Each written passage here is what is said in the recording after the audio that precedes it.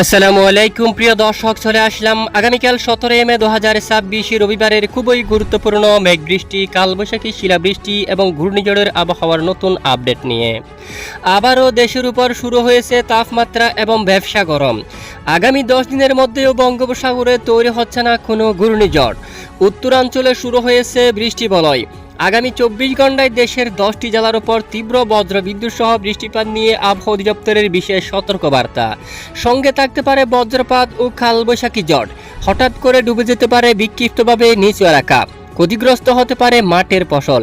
এছাড়া আর কিছুক্ষণের মধ্যে পঞ্চগড়, ঠাকুরগাঁও, দিনাজপুর, নীলফামারী, লালমনিরহাট, কুড়িগ্রাম, রংপুর, গাইবান্ধা, শেরপুর, জামালপুর, বগুড়া, ময়মনসিংহ, কিশোরগঞ্জ, নেত্রকোনা, সুনামগঞ্জ, সিলেট, মৌলভীবাজার, হবিগঞ্জ, ঢাকা, খুলনা, বরিশাল ও চট্টগ্রাম বিভাগের কিছু কিছু জেলার উপর বিক্ষিপ্ত বজ্রসহ বৃষ্টিপাতের সম্ভাবনা।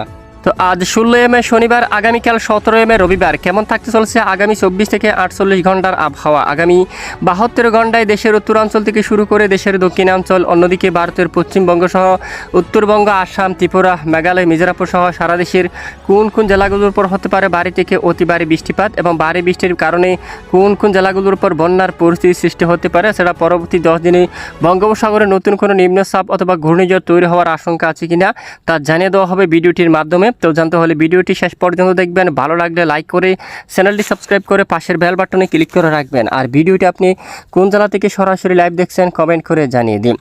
প্রিয় দর্শক, এই মুহূর্তে সরাসরি চলে আসলাম আবহাওয়ার ইউরোপিয়ান মডেলের রাডার উপগ্রহ স্যাটেলাইট ইমেজের উপর। সকাল থেকে দেশের বেশিরভাগ এলাকায় আংশিক মেঘলা। দেশের দক্ষিণাঞ্চলে আকাশ পরিষ্কার রয়েছে।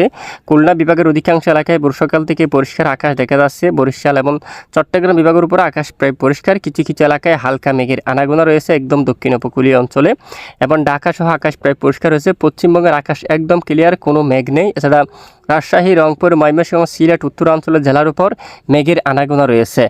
এখানে আগামী 24 ঘন্টার মধ্যে আজ রাতের মধ্যে উত্তরাঞ্চলে বৃষ্টিপাতের সম্ভাবনা। রংপুর, ময়মনসিংহ, সিলেট এই 3 বিভাগের বিভিন্ন এলাকায় হালকা মাঝারি বজ্রসহ বৃষ্টিপাতের সম্ভাবনা। পাশাপাশি ঢাকা, খুলনা, বরিশাল ও চট্টগ্রাম বিভাগের বিভিন্ন এলাকায় বিক্ষিপ্ত বজ্রসহ বৃষ্টিপাতের সতর্কতা রয়েছে। তো আসুন এক নজরে সরাসরি আমরা ইউরোপিয়ান মডেল থেকে দেখে নেব কোন কোন জেলাগুলোর উপর বৃষ্টিপাতের সতর্কতা রয়েছে।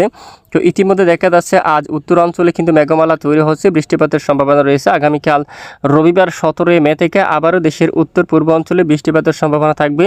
বজ্রসহ বিক্ষিপ্তাকার হালকা মাঝারি বৃষ্টিপাত হতে পারে। গতকাল আগরতলা, কুমিল্লা বা এখানে ব্রাহ্মণবাড়িয়া, তারপর আমরাপুর, ত্রিপুরা রাজ্যের অনেক এলাকায় প্রচণ্ড আকারে কালবৈশাখী ঝড় সঙ্গে মাঝারি থেকে ভারী বৃষ্টিপাত হতে দেখা গেছে।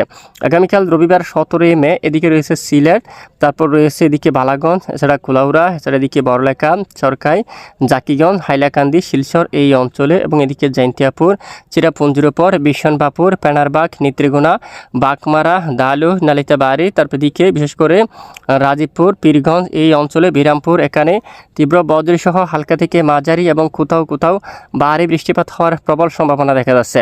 আগামীকাল রবিবার ভোর সকালে এখানে উত্তর পূর্ব সিলেট বিভাগের বেশ কিছু এলাকায় বৃষ্টিপাতের সম্ভাবনা। মৌলভীবাজার, সিলেট, বিশনবাপুর, নেত্রকোনা, শিলচর এই অঞ্চলে। এছাড়া ওই সময় ঢাকা সহ খুলনা, বরিশাল এদিকে বেশ কিছু এলাকায় আকাশ পরিষ্কার থাকবে। তবে চট্টগ্রাম বিভাগের উপর হালকা মেঘের আনাগোনা থাকবে। দুয়াক এলাকায় বিক্ষিপ্ত বজ্রসহ বৃষ্টিপাতের সম্ভাবনা থাকবে। তবে বাকি অঞ্চল আকাশ আংশিক মেঘাচ্ছন্ন থাকার সম্ভাবনা রয়েছে। এদিকে সোমবার 18 মে আবহাওয়ার আপডেটে দেখা যাচ্ছে দেশের উত্তর পূর্ব সিলেট বিভাগের উপর মৌলভীবাজার, সিলেট, মালদা, কিশোরগঞ্জ তারপর এই অঞ্চলে বৃষ্টিপাতের সম্ভাবনা। তারপর এখানে জগন্নাথপুর, বালাগঞ্জ, মৌলভীবাজার, বানিয়াচন্দ, ইটনা, কেন্দুয়া, কিশোরগঞ্জ এই অঞ্চলে, বড়লেখার দিকে চরকায়, জাকিগঞ্জ, হাইলাকান্দি, তারপর শিলচর, কাদ্দম এই অঞ্চলে বৃষ্টিপাতের সম্ভাবনা রয়েছে। সঙ্গে বজ্রপাত এবং শিলাবৃষ্টি হতে পারে দুয়াক অঞ্চল জুড়ে। এদিকে আলিপুরদুয়ার, গোলাপাড়া, গুয়াহাটি এখানে ব্যাপক বজ্রসহ বৃষ্টিপাত হওয়ার প্রবল সম্ভাবনা দেখা যাচ্ছে। এছাড়া দেখুন এরপরে সোমবার 17 বিশেষ করে 18 মে একটি কালবৈশাখী ঝড় আঘাত আনতে পারে খুলনা বিভাগের বিভিন্ন অঞ্চল জুড়ে। মাদারীপুর, তারপরে রয়েছে ঢাকা, তারপর এখানে কাপাসিয়া, কিশোরগঞ্জ এলাকায় এই অঞ্চলের দিকে বজ্রসহ বৃষ্টিপাতের সম্ভাবনা দেখা যাচ্ছে। তো এরপরে মঙ্গলবার 19 মে নাগাদ উত্তর পূর্ব অঞ্চল, ঢাকা বিভাগের উত্তরাঞ্চলে হতে পারে ব্যাপক বজ্রসহ বৃষ্টিপাত। পাশাপাশি সিলেট বিভাগের অধিকাংশ এলাকায় শুরু হতে পারে তীব্র বজ্রসহ বৃষ্টিপাত। তখন চাতকবাজার, সিলেট, তারপরে সেদিকে জগন্নাথপুর, এদিকে রয়েছে বালাগঞ্জ, কোলাউড়া, ধর্মনগর, বড়লেখা, জাকিগঞ্জ, তারপর কাদ্দম, জৈন্তিয়াপুর, চিরাপুঞ্জি অঞ্চলে এখানে মাঝারি থেকে ভারী বৃষ্টিপাত হওয়ার সম্ভাবনা দেখা যাচ্ছে। এরপরে বুধবার 20শে মে নাগাদ দেশের বেশ কিছু এলাকায় আকাশ পরিষ্কার থাকতে পারে, আংশিক মেঘলা সহ। এখানে একটি ঘূর্ণাবর্ত অবস্থান করছে পশ্চিমবঙ্গের উপর দিয়ে, যার কারণে দেশের এখানে বিভিন্ন এলাকায় বিক্ষিপ্ত বজ্র সহ বৃষ্টিপাত হওয়ার সম্ভাবনা রয়েছে। তো এই হচ্ছে মূলত বৃষ্টিপাতের সতর্কতা। এরপরে যদি আমরা একটু দেখি পরবর্তী 5 দিন দেশের কোন কোন জেলাগুলোর উপর কী পরিমাণ ভারী বৃষ্টিপাতের সম্ভাবনা রয়েছে। দেখুন আগামী 5 দিনের মধ্যে এখানে সিলেট বিভাগের উপর সবচেয়ে বেশি বৃষ্টিপাত সক্রিয় থাকতে পারে, কম বেশি প্রতিদিন, যেমনটা প্রায় 200 মিলিমিটার উপরে বৃষ্টিপাতের সম্ভাবনা জৈন্তিয়াপুরের দিকে এবং চরকাইয়ের দিকে, জাকিগঞ্জ অঞ্চল এবং এদিকে বড়লেখা, হাইলাকান্দি এই অঞ্চলে, কোলাউড়া রয়েছে, বালাগঞ্জ, সিলেট, এছাড়া জগন্নাথপুর, এদিকে সাতক বাজার, বিশ্বনবাপুর, ফেনারবাগ এই অঞ্চলে দেখো একেবারে মাঝারি থেকে ভারী বৃষ্টিপাতের সম্ভাবনা আগামী 5 দিনের মধ্যে।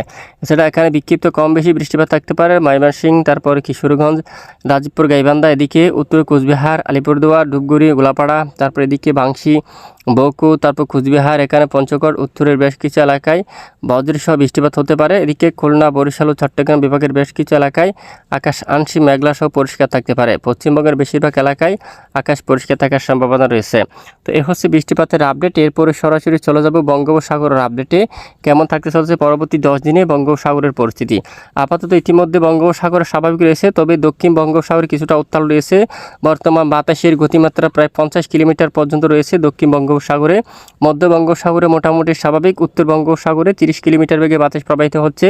এছাড়া আজকে উপকূলীয় অঞ্চলের দিকে যেটা আমরা একটু দেখি, ঘন্টায় 30 কিলোমিটার উপরে বাতাস প্রবাহিত হতে পারে। মঠবাড়িয়া, কলাপাড়া, লালমোহন, চরপেশম, সন্দ্বীপ, হাতিয়া উপকূলীয় অঞ্চলে ঘন্টায় 30 কিলোমিটার বেগে দক্ষিণ দিক থেকে বাতাস প্রবাহিত হওয়ার সম্ভাবনা দেখা যাচ্ছে। এরপরে রবিবার 17 মেও কিন্তু একই অবস্থা। এছাড়া পরবর্তী 10 দিন পর্যন্ত বঙ্গোপসাগরে নতুন কোনো নিম্নচাপ বা কোনো ঘূর্ণিঝড় তৈরি হওয়ার কোনো সম্ভাবনা ইতিমধ্যে দেখা যাচ্ছে না, তবে আবহাওয়া পরিবর্তনশীল, যে কোনো সময় পরিবর্তন আসতে পারে। পরিবর্তন আসলে অবশ্যই আমরা আপনাদেরকে জানিয়ে দেবো ইনশাআল্লাহ। আর ইতিমধ্যে সরাসরি চলে যাব তাপমাত্রা আপডেটে। দেশের বেশ কিছু এলাকায় তাপমাত্রা প্রায় 35 ডিগ্রি সেলসিয়াস অবস্থান করছে এবং সর্বোচ্চ তাপমাত্রা প্রায় 34 ডিগ্রি সেলসিয়াস পর্যন্ত রেকর্ড করা হয়েছে গত 24 ঘন্টার মধ্যে। ইতিমধ্যে ঢাকার উপর যদি আমরা একটু দেখি, প্রায় 35 ডিগ্রি সেলসিয়াসের মধ্যে তাপমাত্রা থাকার সম্ভাবনা রয়েছে আজও। এছাড়া খুলনা বিভাগের বেশ কিছু এলাকায় 37 ডিগ্রি সেলসিয়াসের উপর তাপমাত্রা থাকছে। এছাড়া এদিকে বিশেষ করে বরিশালের প্রায় 35 ডিগ্রি সেলসিয়াস, তারপর চট্টগ্রাম বিভাগের উপর দেখুন 31 ডিগ্রি সেলসিয়াস, মেহেরপুর, রাজশাহী, তারপর এখানে বেশ কিছু এলাকায় 36 ডিগ্রি সেলসিয়াস পর্যন্ত তাপমাত্রা থাকার সম্ভাবনা রয়েছে। এদিকে কলকাতা এবং ভারতের পশ্চিমবঙ্গের একাধিক এলাকায় প্রায় 39 ডিগ্রি সেলসিয়াস পর্যন্ত তাপমাত্রা থাকার সম্ভাবনা। বিশেষ করে বেশ কিছু অঞ্চলে তীব্র তাপপ্রবাহ কিন্তু বয়ে যাওয়ার সম্ভাবনা রয়েছে পশ্চিমবঙ্গের অনেক অঞ্চল জুড়ে। প্রিয় দর্শক, এই হচ্ছে মূলত আজকের আবহাওয়ার খুবই গুরুত্বপূর্ণ বিস্তারিত আপডেট। তো প্রতিদিন নিয়মিত আবহাওয়ার সঠিক খবর সবার আগে পাওয়ার জন্য আমাদের সাথে থাকবেন। আর এতক্ষণ আমাদের সাথে থাকার জন্য অসংখ্য ধন্যবাদ।